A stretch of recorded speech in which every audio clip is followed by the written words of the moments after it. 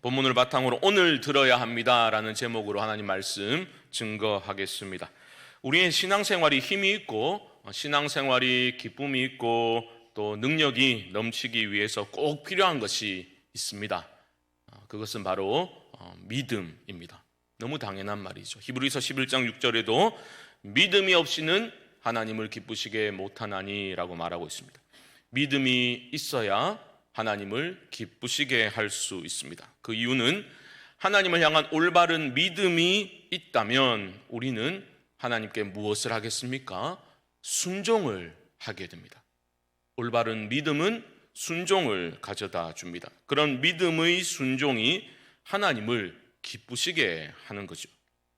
그런 점에서 믿음은 경청과도 매우 긴밀하게 연관되어 있습니다. 잘 듣는 것이 믿음의 핵심입니다. 잘 들으셔야 돼요. 잘 아시는 것처럼 신명기 6장에는 아주 신앙의 핵심이 기록되어져 있죠. 쉐마 이스라엘이라고 부르는 중요한 신앙의 핵심적 내용이 신명기 6장에 기록되어져 있습니다. 쉐마 이스라엘은 들으라 이스라엘아 라는 뜻입니다. 들으라 라는 거예요. 귀로만 듣는 것이 아니라 마음으로 들어야 합니다. 세상의 소리가 아니라 하나님의 음성을 우리는 크게 들어야 합니다. 신명기 6장 4절과 5절 말씀 한번 보여주시죠. 제가 읽습니다. 이스라엘아 들으라. 우리 하나님 여호와는 오직 유일한 여호와이시니 너는 마음을 다하고 뜻을 다하고 힘을 다하여 내 하나님 여호와를 사랑하라. 너무나 중요하죠. 신앙의 핵심입니다. 여러분, 신앙이 왜 약해지고 신앙이 왜 흔들리고 심지어 무너지기까지 합니까? 절대적인 것을 상대화시켜 버렸기 때문입니다. 하나님의 얼굴 위에 다른 것들을 겹쳐놓고 하나님을 섬긴다, 사랑한다라고 말할 수 없는 거죠. 그래서 가장 먼저 내 하나님은 유일한 여호와이시니라고 말하죠. 하나님의 유일성을 강조하고 있습니다. 절대적인 거예요.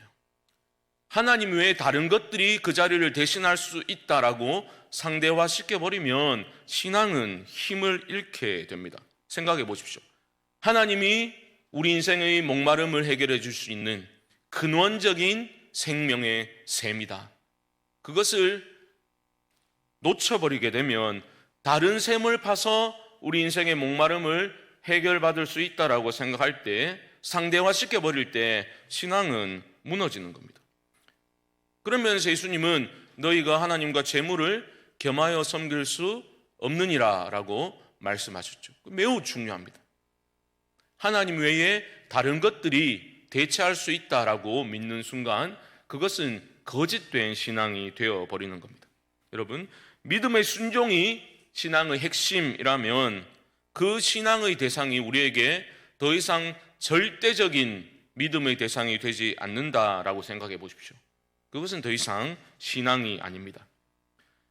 왜냐하면 절대적이지 않은 대상에 내가 귀를 기울일 이유가 없는 거예요. 선택적으로 귀를 기울이게 되는 겁니다. 이렇게 한번 생각해 보십시오.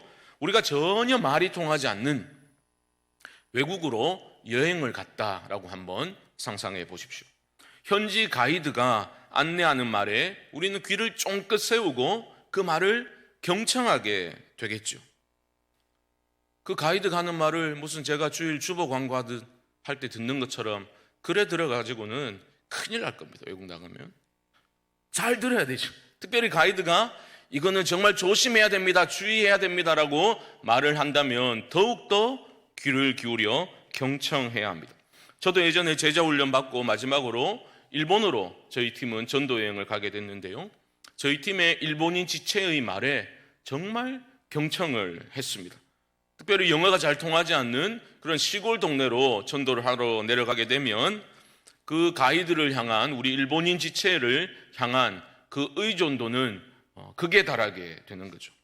그 말을 놓치지 않으려고 정말 귀를 기울여서 잘 듣고 순종을 했습니다. 그러니까 2달 넘는 기간을 말을 잘 듣고 순종하니까 일본에서의 생활이 그럭저럭 견딜만 했던 것을 기억합니다. 여러분, 쉐마 이스라엘, 들으라 이스라엘아, 하나님의 유일성, 절대성을 먼저 말한 후에 뭐라고 말합니까? 그 하나님을 너희의 전 존재를 다해서 사랑하라 라고 말합니다. 올바른 믿음이 있을 때 우리는 그 대상을 기쁘게 만들고 싶은 그런 열망을 갖게 됩니다. 그래서 우리 주님은 뭐라 하셨습니까? 너희가 나를 사랑하면 내 계명을 지키리라. 믿음과 사랑과 순종은 다 연결되어져 있는 겁니다. 그 사랑은 추상적인 개념적인 사랑이 아니죠. 행동하는 사랑입니다. 바른 믿음이 있다면 그 대상에 말하는 바를 경청하게 되죠. 그 음성의 순종함을 통해서 우리의 사랑을 표현하게 되는 겁니다.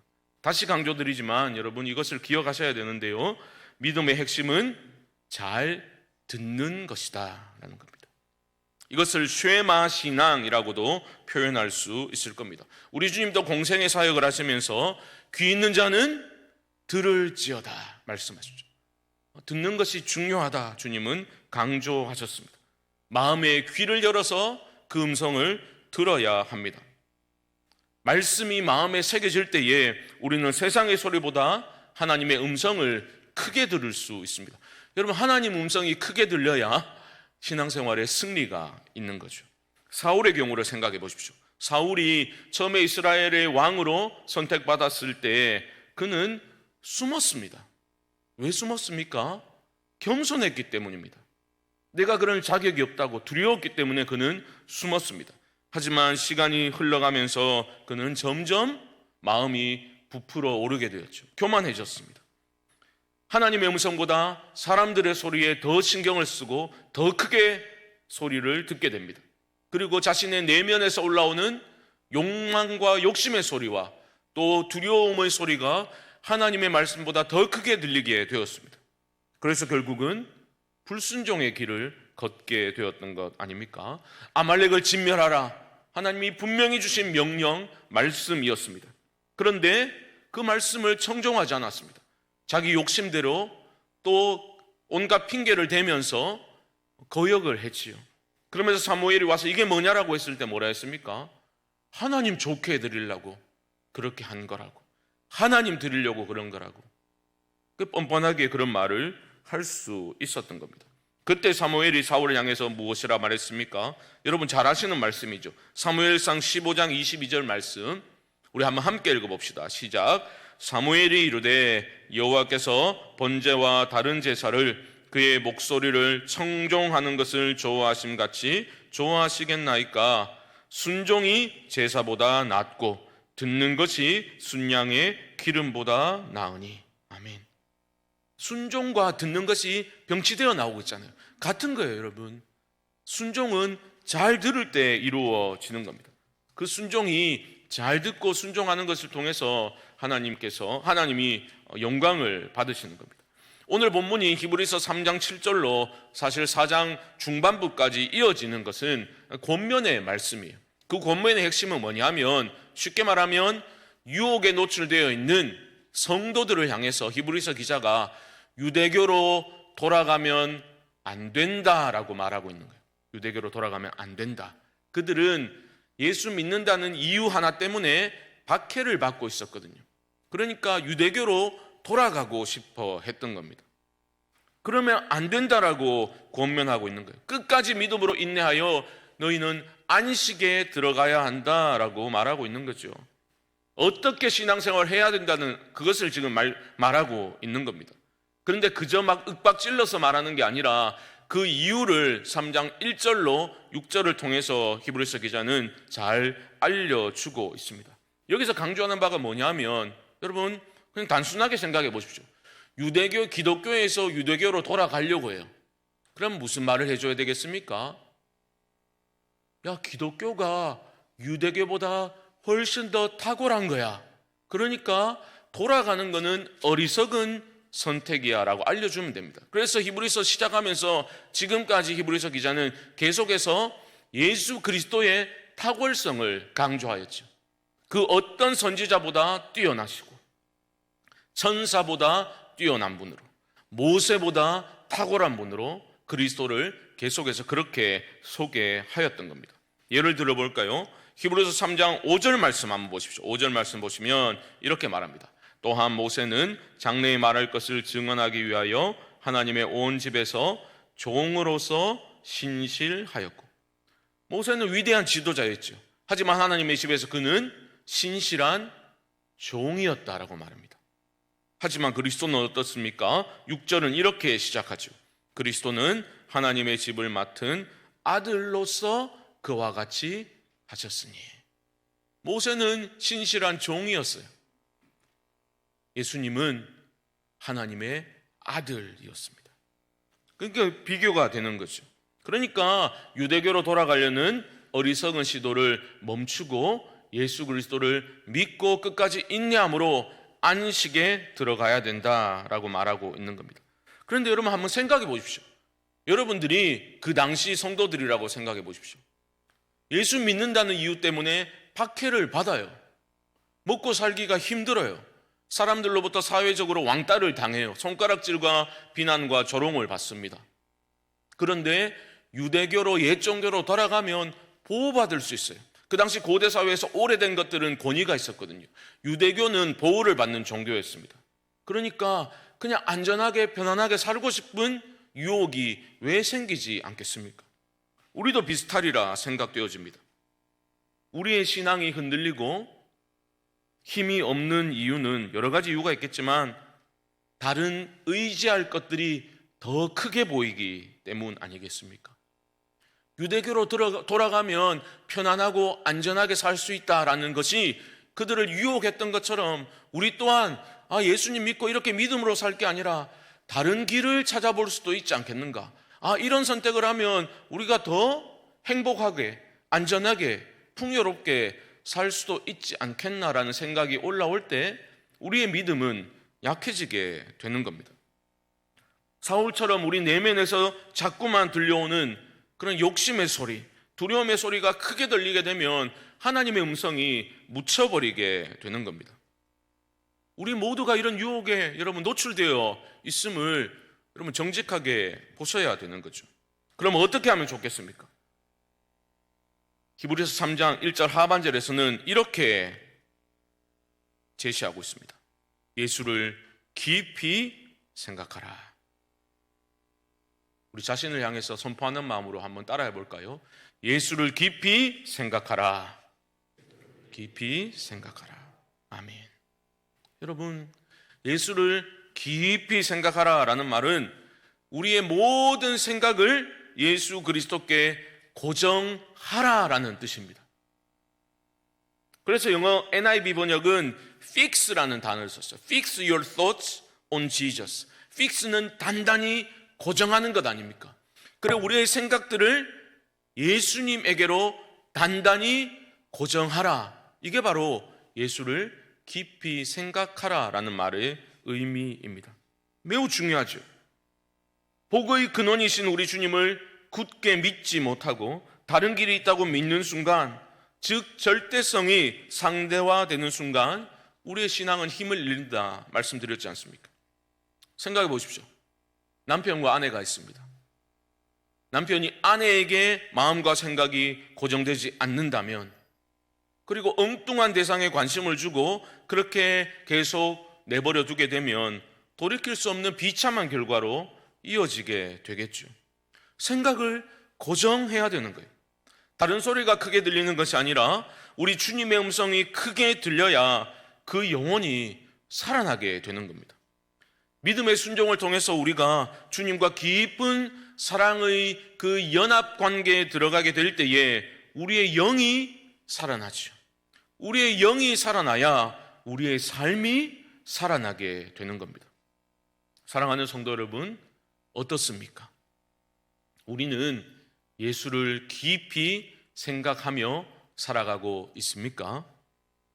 우리의 어떤 무기력한 모습과 활기 없는 신앙생활의 원인을 자꾸만 우리 바깥에서, 외부에서만 그 요인을 찾으려고 들 것이 아니라 어쩌면 우리가 자꾸만 엉뚱한 곳을 기웃거리고 하나님 외의 것들에 우리의 마음과 생각을 자꾸 고정하고 있기 때문에 빚어진 그러한 결과가 우리의 영적인 나태와 무기력함이 아닌가?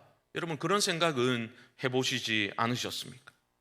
하나님이 아니라 세상을 사랑하고 더욱 의지하는 그러한 모습들, 예수님께 우리의 생각을 고정하지 못하는 그러한 모습을 우리는 이 기도의 시간을 통해서, 말씀의 시간을 통해서 그 잘못된 모습에서 벗어날 수 있어야 되겠죠. 대신에 유일한 소망이신 예수 그리스도께로 우리의 마음과 우리의 생각과 우리의 시선을 고정시키는 그런 복된 기도의 시간 되어지기를 주님의 이름으로 축복합니다.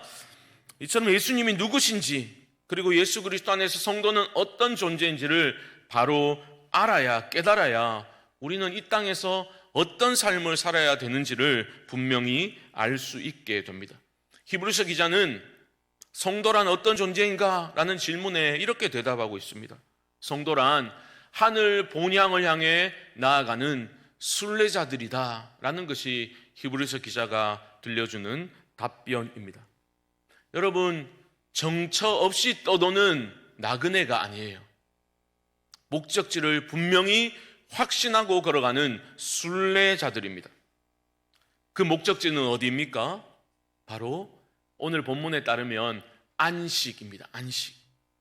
이스라엘 백성들에게는, 출애굽한 이스라엘 백성들에게는 약속의 땅 가나안이 목적지였겠죠. 그것이 상징하는 바는 바로 안식입니다. 안식. 여러분, 히브리서 기자는 지금 예를 들고 있는데요, 출애굽 1세대가 믿음으로 순종하지 못했기 때문에 안식에 들어가지 못했다, 너희가 그것을 잘 알고 있지 않냐라고 예를 들고 있습니다. 여러분 11절 말씀 한번 보십시오. 11절, 내가 노하여 맹세한 바와 같이 그들은 내 안식에 들어오지 못하리라 하였느니라. 여러분, 왜 이런 얘기를 했을까요? 출애굽한 1세대가 결국 약속의 땅 가나안을 밟지 못했잖아요. 안식에 들어가지 못했잖아요. 그들이 믿음으로 인내하지 못했기 때문이라는 거예요. 그러니까 지금 너희들이 자꾸만 유대교로 돌아가려는 그러한 생각들, 믿음을 지키지 못하고 끝까지 순종으로 나아가지 못하고 자꾸만 유혹받아서 유대교로 돌아가려는 모습을 가나안, 그러니까 출애굽 1세대와 지금 비교하면서 그러면 안 된다, 그들을 봐라, 안식에 들어가지 못했지 않냐, 너희는 그렇게 되지 말아라 라고 지금 권면하고 있는 겁니다. 믿음이 필요하다는 거예요. 믿음이. 19절 말씀은 이 점을 분명히 합니다. 19절 보십시오. 이로 보건대 그들이 믿지 아니함으로 능히 들어가지 못한 것이라. 왜 못 들어갔다고요? 믿지 아니함으로. 믿지 않았기 때문에 안식에 들어가지 못했다라고 말하고 있습니다. 여러분, 그들은 왜 믿지 못하였습니까? 그들의 마음이 완고해졌기 때문입니다. 계속해서 표현 나오는 단어가 완고죠. 완고. 7절과 8절 말씀 보십시오. 7절과 8절. 그러므로 성령이 이르신 바와 같이 오늘 너희가 그의 음성을 듣거든 광야에서 시험하던 날에 거역하던 것 같이 너희 마음을 어떻게 하지 말라고요? 완고하게 하지 말라. 그들의 마음이 완고해졌기 때문에 그들은 하나님의 음성을 듣고서도 어떻게 했습니까? 거역을 하였던 겁니다. 여기서 완고하다라는 것을 영어 번역으로는 harden이라고 번역을 했습니다. 딱딱하게 굳어졌다는 거예요. 그들의 마음이 딱딱하게 굳어졌기 때문에 하나님의 음성이 안 들리는 거예요. 크게 들리지 않는 겁니다. 그래서 하나님을 거역하고 불순종하게 된 겁니다. 여러분, 우리 마음이 딱딱하게 굳어지면 정말 어려워집니다. 마음이 딱딱하게 굳어지면 미혹에 빠지기 쉬워요. 미혹에 빠지기 쉽습니다. 10절 말씀 보십시오. 10절. 그러므로 내가 이 세대에게 노하여 이르기를 그들이 항상 마음이 미혹되어 내 길을 알지 못하는도다 하였고. 여러분, 이게 굉장히 위험한 거죠. 나는 이 길이 복과 생명의 길이다라고 막 달려가요. 근데 그게 미혹된 거예요. 저주와 사망의 길이 복과 생명의 길인 줄 착각하고 글로 달려간다고요. 왜요? 마음이 완고해지면 하나님의 길을 분별하지 못합니다. 그래서 헛된 길로 달려가게 되는 거죠. 여러분, 지금 예수 믿는다는 이유로 박해를 받으면서 그 믿음의 대상을 떠나는 것이 더 좋은 길이다라고 그렇게 유혹을 받고 있는 이들을 향해서 그게 바로 마음이 완고해져서 미혹을 받고 있는 거다, 히브리서 기자는 말하고 있는 겁니다. 특별히 고난받기 때문에 고난받는 상황 속에서 믿음이 흔들릴 때 어떻게 해야 되겠습니까? 이렇게 말합니다. 여러분 13절을 먼저 보십시오. 13절 우리 한번 함께 읽어봅시다. 시작. 오직 오늘이라 일컫는 동안에 너희 중에 누구든지 죄의 유혹으로 완고하게 되지 않도록 하라. 아멘. 여러분, 공동체가 소중한 이유가 여기 있는 거예요. 공동체 안에서 서로 피차 권면하라라고 말하고 있습니다. 우리 하나님을 바라보자고 그렇게 피차 권면하라는 거예요. 우리 마음이 완고해지지 말고 예수를 깊이 생각하자고, 서로 권면하면서 죄의 유혹을 뿌리치고 믿음으로 순종의 길을 함께 그렇게 걸어가자고, 위로하고 격려하고 축복하고 중보하라고 지금 히브리서 기자는 우리에게도 권면하고 있는 것입니다. 사랑하는 성도 여러분, 꼭 기억하십시오. 참된 안식은 그냥 죽으면 안식이지 이런 게 아니라 이 땅을 살면서 성도가 누릴 수 있는 참된 안식은 순종할 때만 주어진다는 것을 여러분 결코 잊지 마시기 바랍니다. 하나님 밖에서 안식을 구하려는 어리석은 시도를 멈추셔야 합니다. 그리고 오늘 돌이키라 말씀하시는 하나님의 음성에 여러분 즉각적으로 그리고 민감하게 반응하셔야 합니다. 오늘 말씀을 준비하면서 그런 질문을 하게 되었습니다. 우리도 그런 질문을 하게 될 겁니다. 성경을 읽다 보면 왜 그들은 이렇게까지 완고하게 행했던가? 왜 그렇게 완고해졌지? 그들의 마음은 왜 이렇게 완고하지? 이런 생각 우리가 성경 읽다 보면 가질 수 있죠. 근데 생각해 보면 똑같아요, 다. 그들이 우리보다 더 못난 사람들이어서 완고해졌던 게 아닙니다. 똑같은 사람입니다. 그들도 우리처럼 하나님의 은혜를 경험했습니다. 때로는 눈물로, 때로는 통곡하며 기도했고 감사 찬양했고 물질을 드리고 시간을 드리고 재능을 드렸던 그런 사람들이었다고. 우리가 별반 다를 사람들이 아니라는 겁니다. 하지만 어느 순간 마음이 완고해지는 거죠. 왜요? 주님께 시선을 고정하지 못했기 때문입니다. 생각을 그리스도께 고정시키지 못했기 때문입니다. 이게 우리 모두의 연약함 아닙니까? 우리의 삶이 평탄할 때는 우리는 나의 믿음이란 게 도대체 끝이 어디인가 굉장히 대단하다 착각하지요. 하지만 인생의 작은 풍파만 닥쳐와도 우리의 마음은 쉬 완고해지고 맙니다. 그 세상의 문제와 내가 처한 상황과 어려움이 더 크게 보이기 때문이죠. 그래서 우리는 두려워하고 그 두려움이 예수께 시선을 고정하지 못하고 그 두려움을 주는 문제의 시선을 고정하게 만들므로 말미암아 우리 마음이 완고해지는 거예요. 이 마음의 완고함을 생각할 때 딱딱하게 굳어진 마음 아닙니까? 저는 풍랑 속에서 두려움에 빠져있던 예수님의 제자들의 모습을 떠올리게 되었습니다. 그때 그들은 바로 직전에 오병이어의 기적을 경험했어요. 오병이어의 기적을 경험했다고요. 그냥 멀리서 바라만 본 게 아니라 직접 기적의 현장의 그 중심에서 직접 음식들을 나누어주면서 나누어주고 나누어줘도 결코 그치지 않는 그 기적의 그 현장에서 자기 손으로 직접 동참했던 사람들이었다고요. 하지만 그 다음 장소로 이동할 때에 그들은 풍랑을 맞이하게 되었습니다. 두려움에 사로잡혔습니다. 그들을 구원하시기 위해서 물 위로 걸어오시는 예수님을 예수님인 줄 알아보지도 못했습니다.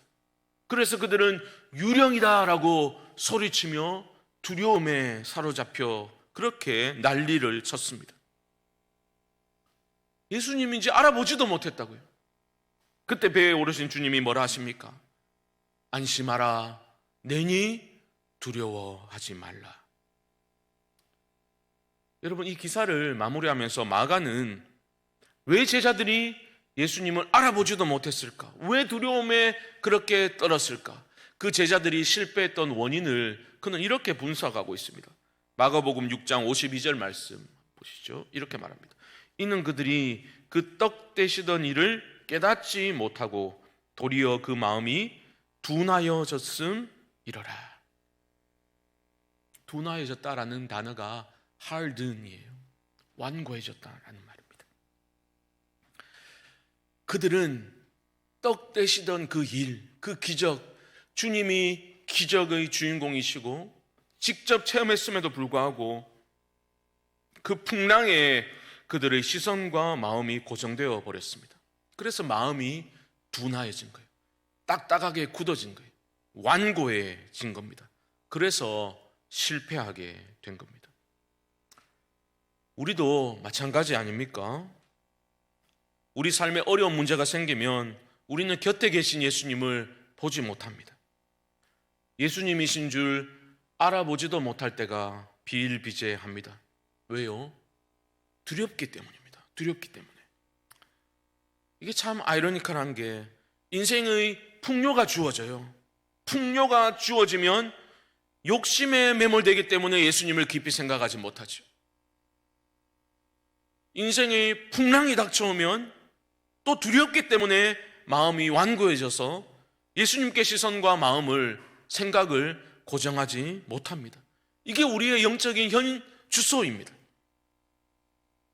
히브리서 기자는 이런 연약한 우리들을 향해서도 끝까지 이렇게 권면하고 있는 거죠. 히브리서 3장 14절 말씀 보십시오. 우리가 시작할 때에 확신한 것을 끝까지 견고히 잡고 있으면 그리스도와 함께 참여한 자가 되리라. 아멘. 여러분, 이런 생각하시면 안 돼요. 아이고, 나도 뭐 이스라엘 백성들처럼 내 눈앞에서 홍해가 갈라지는 걸 좀 보고 하늘에서 만나가 떨어지는 것 좀 내가 먹어보고 반석에서 샘이 터지는 그 현장을 내가 직접 목격했더라면 나도 예수님께 생각을 고정하고 승리하는 삶을 살 수 있었을 텐데 라고 생각하시면 안 됩니다. 우리에게 기적이 부족해서 우리가 약한 모습을 보이는 게 아니라는 거죠. 구약의 백성들과는 달리 그들이 결코 경험하지 못했던 것을 우리는 지금 이 시간에도 경험하며 살아가고 있죠. 주님이 우리 안에 계시잖아요. 우리 안에 거하시면서 친히 여러분 각자에게 주님이 말씀하고 계시잖아요. 나를 바라보라. 마음이 둔하여지지 말고 내게 시선을 고정하고 나에게 마음과 생각을 고정해라. 안심하라. 내니 두려워 말라. 내 안에서, 우리 가운데서 주님은 말씀하고 계십니다.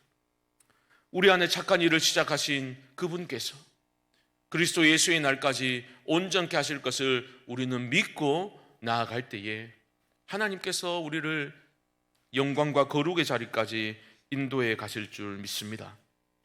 특별히 여러분, 어려운 일 당할 때에 예수를 바라보시고 예수를 깊이 생각하실 수 있기를 바랍니다. 여러분, 가정에 경제적인 문제가 있습니까? 자녀의 문제가 있습니까?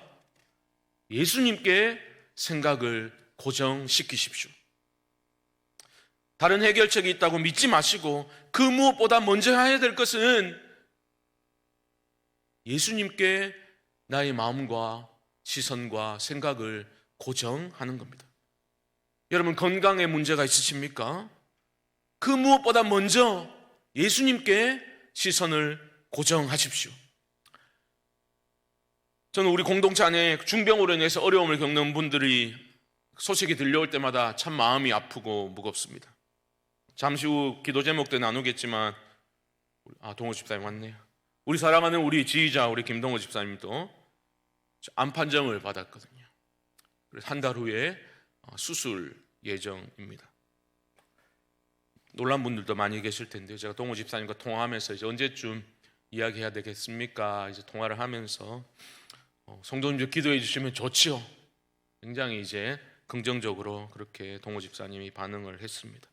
한 달 후에 수술 예정입니다.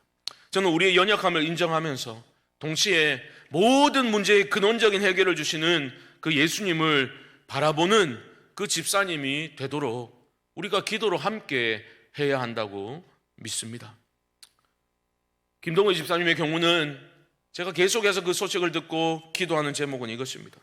하나님, 우리 집사님이 암이 아니라 이 암에서 이런 암이면 그 암의 생존율을 숫자를 보는 것이 아니라 예수 그리스도께 마음과 생각을 고정할 수 있도록 주님 도와주십시오. 그렇게 기도를 하는 거죠.